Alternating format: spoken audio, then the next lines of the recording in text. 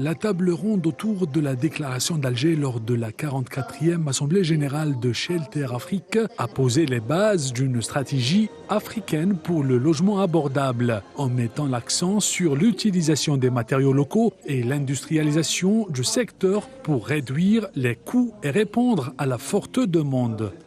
Le thème ce matin aux assemblées de la Banque de développement Shelter Afrique est de discuter avec les partenaires et les différents pays membres des différentes solutions de financement et aussi les réformes nécessaires pour cette chaîne de valeur-là, notamment au niveau des matériaux de construction, pour faciliter l'accès à des matériaux de construction locaux, produits localement et à coût moindre.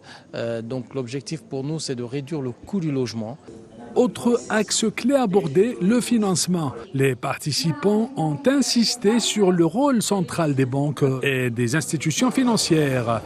Nous avons actuellement en cours la construction d'un projet de 20 000 logements qui est financé en grande partie par la BOAD, la BID, la BADEA et surtout la Caisse nationale de sécurité sociale du Bénin et le gouvernement. Donc vous voyez, la Caisse nationale finance pour au moins 108 milliards de nos ressources. Le financement est également étroitement lié à la question de la domestication de l'industrie des matériaux de construction. En étant capable de produire vos propres matériaux, vous réalisez des économies substantielles. Par ailleurs, l'un des principaux avantages de la réduction du déficit en logement réside dans la capacité à mobiliser vos propres ressources, les ressources humaines mais aussi les ressources naturelles.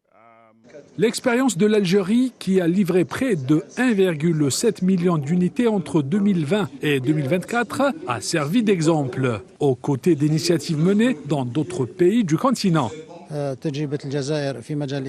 Aujourd'hui, nous avons mis en lumière l'expérience unique de l'Algérie dans le domaine de l'habitat. Le pays a relevé une série de défis, notamment à travers les réformes engagées sous l'impulsion du président de la République. On peut citer, entre autres, la nouvelle loi sur l'investissement ainsi que la levée des obstacles rencontrés par les producteurs, investisseurs et opérateurs économiques dans le secteur des matériaux de construction.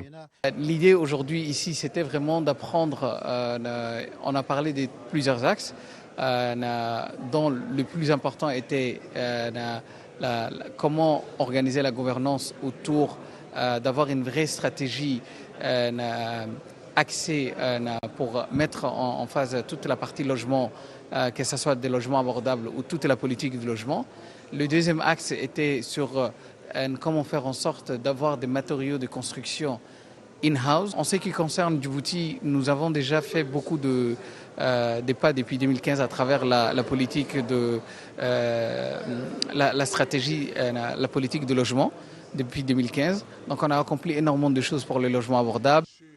Un consensus s'est dégagé sur l'urgence de réformes politiques et juridiques pour lever les obstacles au logement abordable en Afrique. La déclaration d'Alger devrait marquer un tournant dans cette mobilisation continentale.